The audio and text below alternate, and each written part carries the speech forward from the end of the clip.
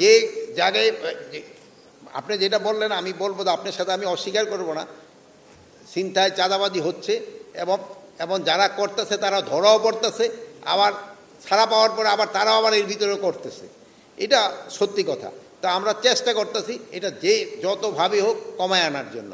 এই জন্য আমি আপনারা যেভাবে আগে সাহায্য সহযোগিতা করে আসছেন এইভাবে আপনারা সাহায্য সহযোগিতা করে যাবেন। পুলিশের স্বল্পতা নাই, হয়তো কাজের আগের মতো উদ্যমটা নাই বলতে পারেন, স্বল্পতা নাই, তাদের যে কাজের উদ্যমটা যেন বাড়ানো যায় এই জন্য আমরা সর্বাত্মক চেষ্টা করে যাচ্ছি। কারাবন্দি ওই জন্যই দেখার এখানে আসা, আমি এখানে তাদের সাথে সাথে আমি কথাও বলছি, তাদের কোথায় খাবার ব্যবস্থা আছে ওইগুলিরও দেখা হয়েছে, তাদের গোসলের কি ব্যবস্থা দেখা হয়েছে।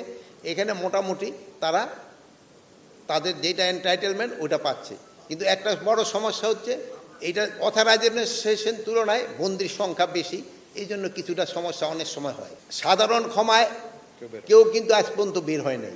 এই না না, এরা সাধারণ ক্ষমায়, এরা জামিন পেয়েছে, সাধারণ ক্ষমায় কেউ পায় না। সাধারণ ক্ষমা কিন্তু কারোর জন্যই ঘোষণা করা হয় নাই।